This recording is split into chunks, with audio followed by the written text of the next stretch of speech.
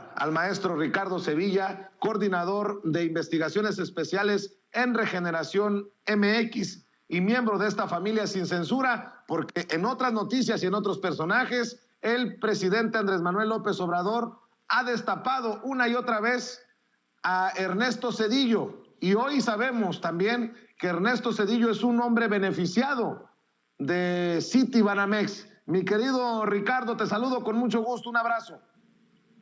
Querido Vicente, público memorioso, listos para hablar de lo próspero que es precisamente el exsecretario de Programación y Presupuesto de Carlos Salinas de Gortari.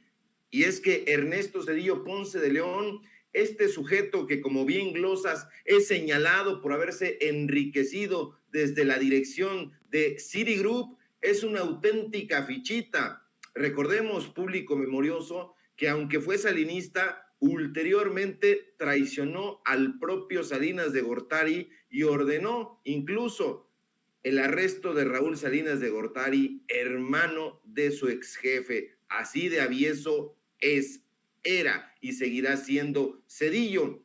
Este sujeto que además, público memorioso, no hay que olvidarlo, hay que subrayarlo, ordenó la implementación del Fobaproa, a quien algunos en nuestra generación llamábamos simple y llanamente el Robaproa. Y es que no se nos olvide tampoco que este Fondo Bancario de Protección al Ahorro fue un fraude enorme y vil, donde los dueños de bancos, aseguradoras y fondos de inversión quebraron y fueron rescatados por el Estado mexicano, encabezado en ese momento por Ernesto Zedillo. Que tampoco se nos olvide, público memorioso, que el gobierno de Ernesto Zedillo, en pleno apogeo neoliberal, endeudó al pueblo trabajador mexicano con una cantidad enorme que se calcula incluso podría terminarse de pagar hasta el año 2070.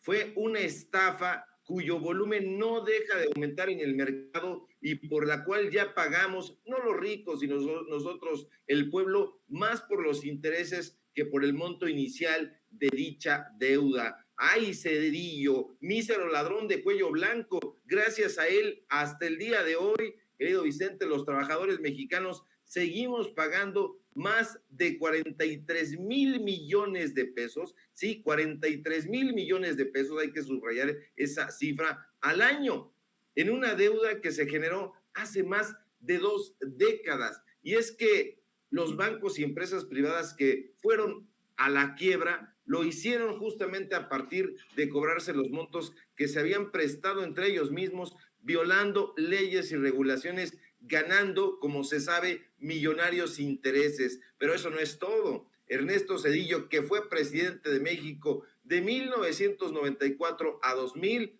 fue un traidor también al propio priismo, que pactó la entrega de la presidencia al inefable Vicente Fox para que el PAN malgobernara este país.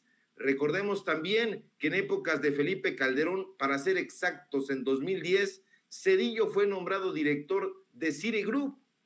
Y vaya que ese año fue muy próspero para Zedillín Coyoyayo, como lo apodaban en la desaparecida revista El Chahuistle. Y es que ese mismo año, querido público, fue nombrado también Zedillo director del Consejo de Asesores de Grupo Prisa, de donde ulteriormente lo sacaron a sonoras patadas.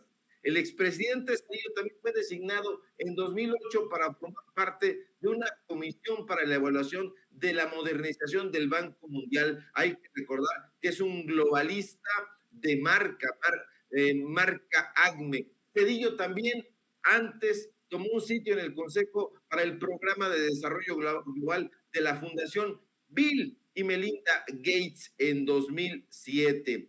Durante el sexenio del nefasto Zedillo se llevó también a cabo, cómo no recordarlo, la masacre de Aguas Blancas, un crimen de Estado ocurrido en junio de 1995, cometido por la policía en el vado de Aguas Blancas, municipio de Coyuca de Benítez, una región ubicada en la costa grande de Guerrero y que nunca van a conocer estos defensores ahora del corporativismo.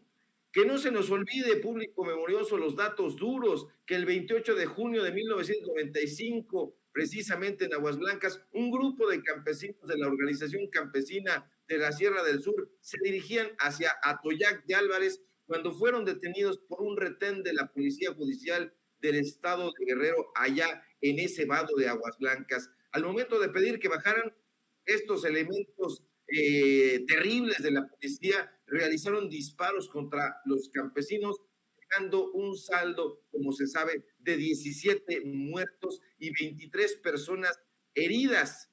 Inicialmente, el hecho fue reportado por la policía y por la prensa comprada como una defensa ante la agresión de ese grupo armado. Sin embargo, un video, ya saben que todo se sabe, se difundió después y demostró que nunca existió un ataque, los campesinos iban desarmados y fueron agredidos sin poner resistencia. Así la miseria policíaca, así la miseria del sexenio de Ernesto Zedillo.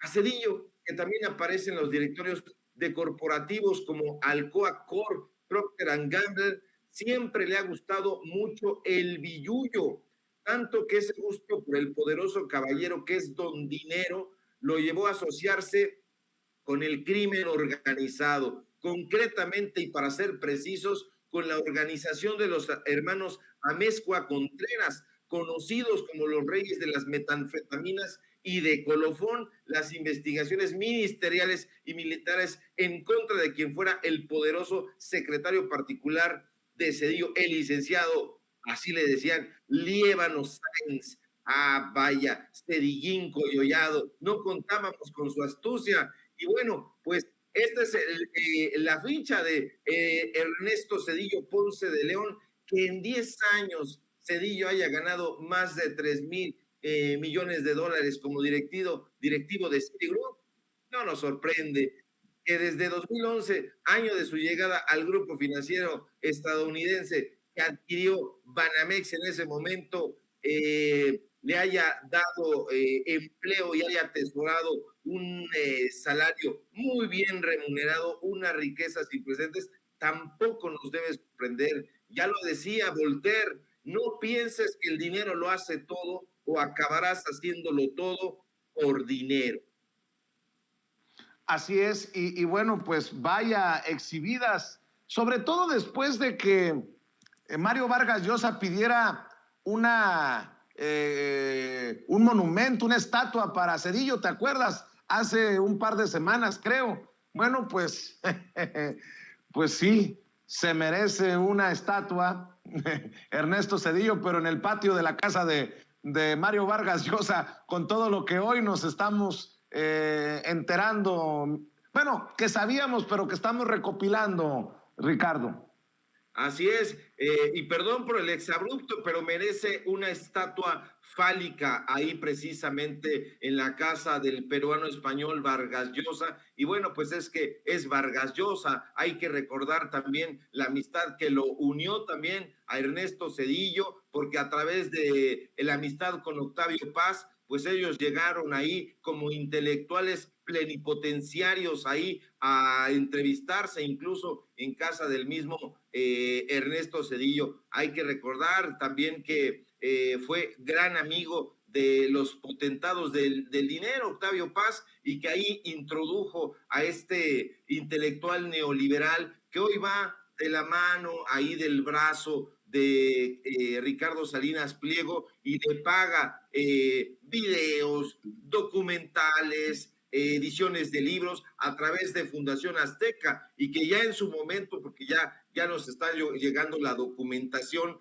de Fundación Azteca, pues no es la Fundación Azteca que nosotros creíamos que Ricardo Salinas Pliego mantenía. No, nos están llegando informes de que era una fundación pagada con dinero del erario, que era y que es una fundación pagada con el erario.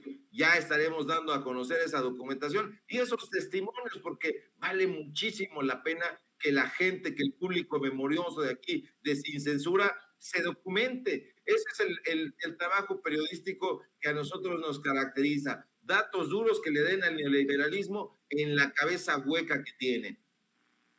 Así es, y si me permite, Ricardo, vamos a ver y escuchar al presidente Andrés Manuel López Obrador, quien hoy en la mañanera exhibió la inmoralidad de Zedillo y también se llevó de pasada a Calderón por irse a empresas de las que se beneficiaron cuando eran presidentes y de las que se beneficiaron después de dejar la presidencia. Señor presidente, el día de ayer trascendió, yo no lo sabía, que el expresidente Ernesto Zedillo no solo es miembro del Consejo de Kansas City de los ferrocarriles, sino también es integrante de la mesa directiva de Citigroup desde el 2011. Y en esta posición ha ganado casi $3 millones en 10 años, una cantidad exorbitante. Hay que recordar que este expresidente también tiene una pensión del Banco de México por casi 150,000 pesos al mes. Y entonces yo, que siendo miembro del Consejo de Kansas City, pues fue cuando se litigó todo esto que hablamos la semana pasada, de que el gobierno de México tuvo que entregar 12,500 millones de pesos, más de 1,200 millones de dólares al tipo de cambio de esa época, a Kansas City, ¿no? Más de lo que les costó a Kansas City la concesión. Entonces yo quisiera saber, ¿no habrá un conflicto de intereses de este expresidente al ser socio que hace negocios con el gobierno de México y le dan concesiones y operar un banco? No está haciendo un conflicto de intereses, una transgresión de la ley. Lo que hay es una inmoralidad, ¿no? Un hecho completamente inmoral. Legalmente no había ninguna norma. Ahora sí, me gustaría que en la ley de austeridad, a ver, búsquenla, lo que se establece precisamente para remediar este problema. Recordando, porque ni modo que los medios de información convencionales, no todos, no, pero la mayoría no hablan de estos temas. No encuentra uno nada, ningún articulista, a lo mejor algunos, ¿no? Donde veo que hay más análisis, más reflexión, es en las redes, pero los medios de comunicación convencionales no tocan estos temas, porque ellos están implicados, porque ellos sirvieron para legitimar todas estas arbitrariedades, sobre todo con su silencio, porque ustedes creen que en los medios de comunicación, en los periódicos, en el Reforma, en el Universal, en las estaciones de radio, las televisoras, se cuestionó cuando Zedillo entrega los ferrocarriles nacionales a 2 empresas extranjeras y termina su mandato y se va a trabajar a una de estas empresas.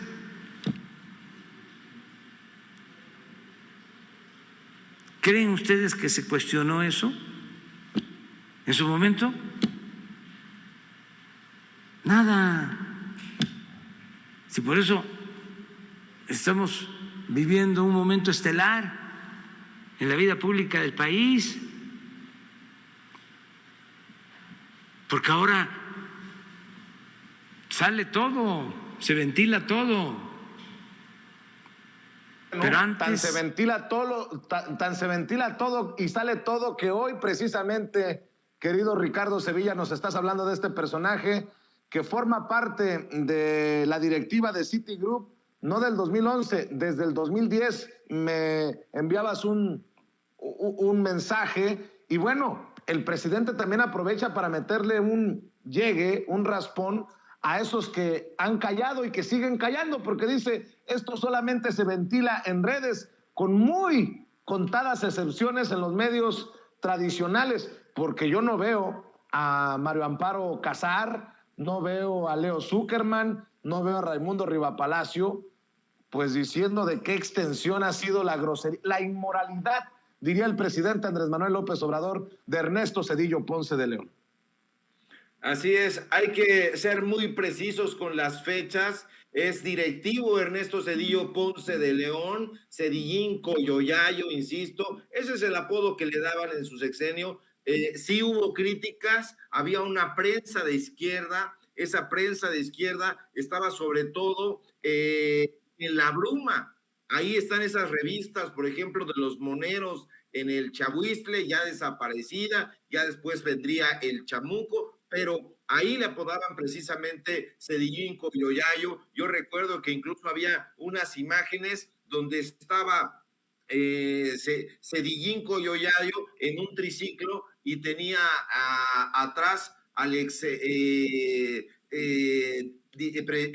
gobernador del Banco de México. Entonces, pues bueno, sí había una crítica, continúa habiendo una crítica, no la va a ver desde los medios corporativos, desde luego, de esos que se jactan de ser los medios tradicionales. No, los medios tradicionales de comunicación, periodísticos, siempre han sido de izquierda en este país. Que los hayan comprado las empresas, esto ya es otro boleto, pero si nosotros hacemos un viaje hacia la prensa decimonónica de este país, nos vamos a dar cuenta que, por ejemplo, Regeneración, fundada por los hermanos Flores Magón, pues no era de derecha en absoluto, era incluso anarquista. Si recordamos Vesper, el periódico antiporfirista dirigido por Juana Belén Gutiérrez de Mendoza, también nos vamos a dar cuenta de que la prensa siempre ha sido de izquierda. Hoy ya en el siglo XX y en el siglo XXI que estamos viviendo, pues ya los grandes corporativos han visto la necesidad de comprar medios de comunicación, de pagarle a plumas para que hablen bien de las actividades económicas que están desarrollando y ejecutando, pero la prensa siempre ha sido crítica, que no nos vengan a decir lo contrario. Ahora, me sorprende muchísimo, querido público numeroso Vicente, estas preguntas retóricas que hacen estos pasguatos de los corresponsales, quién sabe de dónde, ahí en la mañanera. O sea, no habrá conflicto de interés en Ernesto Zedillo, por favor. O sea, infórmense un poquito, llevan ahí legajos de hojas y las están leyendo y no atinan. Necesitamos periodismo más riguroso, de datos duros, de gente informada que no se vaya ahí a dormir a las mañaneras o a tomarse selfies. Por favor, también necesitamos eso. Urge, porque el periodismo de izquierda de por sí está padeciendo y que estos representantes vayan ahí a pasar lista y hacer este tipo de preguntas retóricas, o sea, es nefasto. Pero bueno, pues ahí está, el presidente dio una cátedra de historia y sí, estamos recopilando, pero necesitamos también que el público que es memorioso no se olvide de todas estas atrocidades, porque de pronto las nuevas generaciones no tienen idea clara de quién fue Ernesto Zedillo Ponce de León. ¿No se acuerdan de cómo iba trastabillando hacia el avión presidencial en compañía de Nilda Patricia, quien se llevaría muy bien con Felipe Calderón, porque recordemos que le gustaba el chupe también, pero bueno? Querido Ricardo, para cerrar, hablas de crítica, hablas de exhibir personajes, y a mí me han... Y está bien. Creo que he aprendido en estos 12 años desde la independencia y sobre todo de unos 3, 4 años para acá, a aguantar vara cuando me tiran hasta con la cubeta por mis opiniones. Y acabo de dar una opinión y es sincera, es honesta, sobre el nombramiento de Claudia Pavlovich. El presidente puede dar sus razones, me parecen razones muy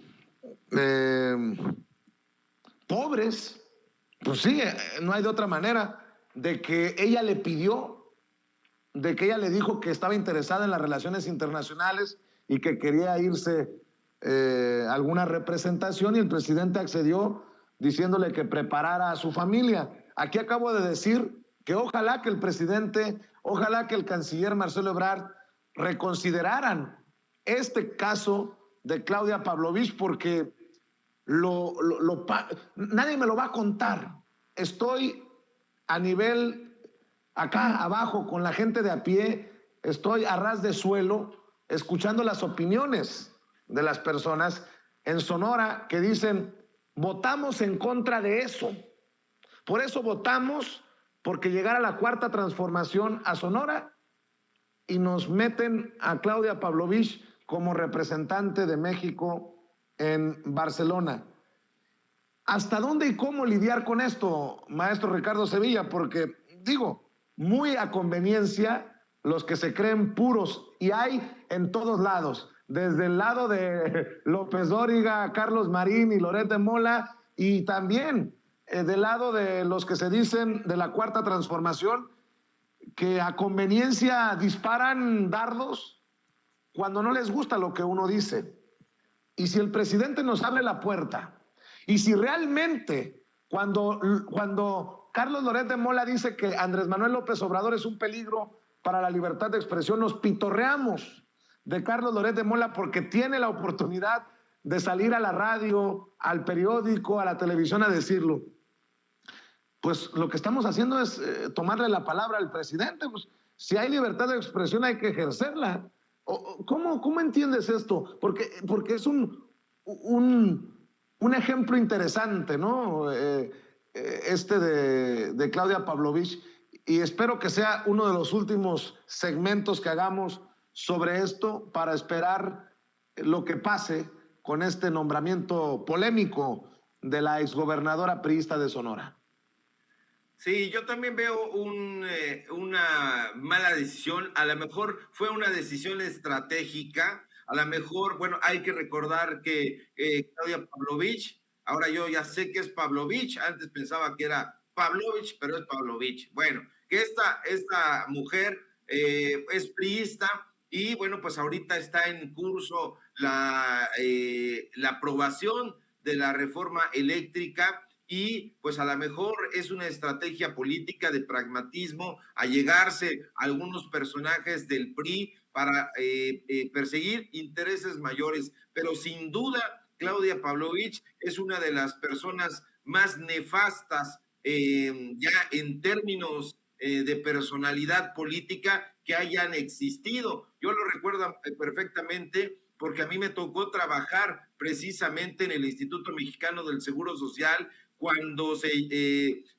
ocurrió aquella tragedia de las guarderías ABC y que estaba a cargo el director que ya murió, Juan Molinar Orcasitas, y en ese momento se habló precisamente de la defensa que hizo Claudia Pavlovich de la familia que era dueña de esas guarderías. Se habló también de los vínculos que podría haber tenido con Margarita Zavala, y bueno, el Instituto Mexicano del Seguro Social quedó muy manchado. Hay que recordar que incluso el propio Juan Molinar Orcasitas tuvo que salir por pies en aquella comparecencia que tuvo en el Congreso de la Unión ante las críticas durísimas que le hizo Gerardo Fernández Noroña. Hay que recordarlo muy bien. Entonces yo también creo que se trata de una decisión equivocada, lo hemos dicho, ¿sí? En el periodismo independiente, en el periodismo crítico, es pues quizá un gesto de pragmatismo, insisto, pero que encarnado en esta mujer resulta un equívoco tremendo. Ojalá y sí se pueda recular, porque nosotros hemos hecho ese tipo de advertencias, lo hemos hecho con Lili Telles, lo hemos hecho con Germán Martínez y con gente que se ha tratado de colar a la Cuarta Transformación y que ya estando ahí, pues dan una puñalada trapera. Aquí me parece que hay que reconsiderar, ojalá y hagan este tipo de cuestionamientos. Pues ahí en la mañanera hay una corresponsal, no me acuerdo cómo se llama, pero que es de Sonora, debería de alzar la voz crítica, porque eso es lo que le corresponde al periodismo con características sociales, alzar la mano, pedir la voz y hacer esos cuestionamientos. Señor presidente, pues acá de donde nosotros venimos, que es de Sonora, la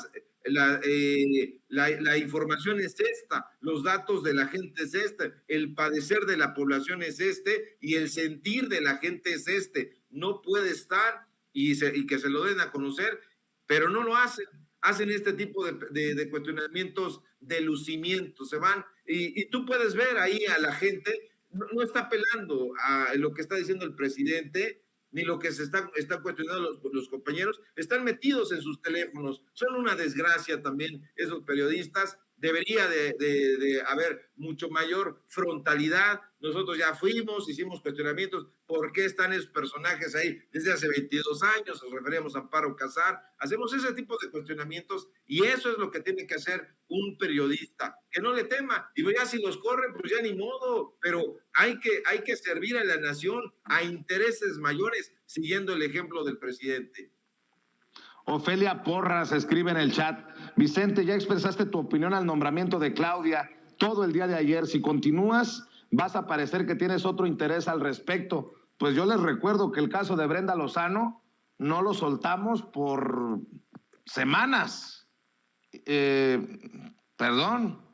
Teódula Hernández: Vicente Serrano, el presidente sabe lo que hace y no es un payaso como tú. Vicente quiere decir su opinión una y otra vez para que la audiencia le quede claro que no es un aplaudidor. Y los leo a todos, porque no tengo, y prefiero leer las críticas porque no le tengo miedo a la crítica cuando estoy convencido de lo que digo, obviamente, cuando creo que tengo los datos duros, como les llama el querido Ricardo Sevilla. Marisela Rodríguez: Vicente Serrano, el presidente tiene que sacrificar algo por una cosa mejor para el pueblo mexicano y eso es la reforma eléctrica. Juan José Aguilera: Vicente, ya siéntate, y otro tema. El presidente sabe lo que hace y no es payaso como tú comprenderás. Falta que digas que Noroña es un genio. Pues no sé qué tiene que ver Noroña en esto. Gus dice: es una decisión estratégica, pero no moral.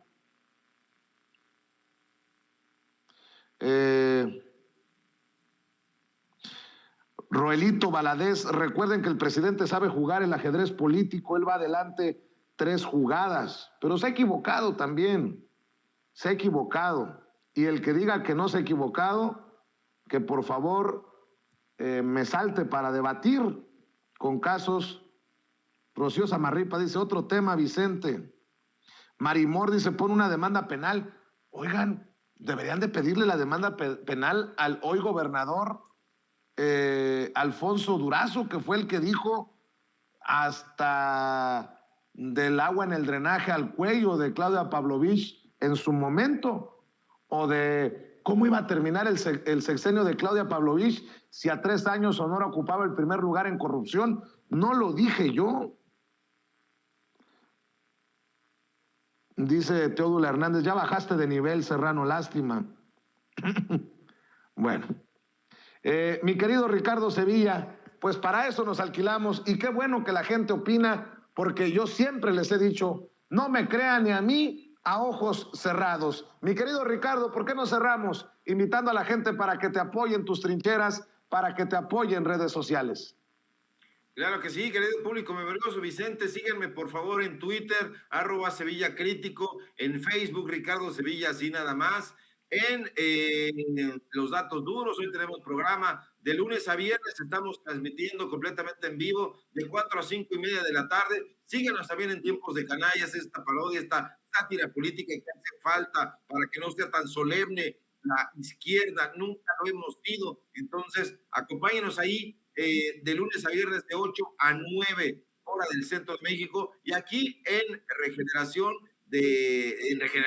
en Sin Censura, donde estamos participando de lunes a viernes en punto de las 11 de la mañana en Regeneración MX. Síganos ahí con estas investigaciones, con este medio de comunicación que también está haciendo un esfuerzo muy, muy grande para llevar a cabo la información que no se atreven a dar a conocer en los medios corporativos. Bueno, pues mi querido Ricardo, estamos al pendiente, te mando un abrazo y muchas gracias por hablar sin censura. Oiga, hablando de periodismo, de comunicadores, de chayote,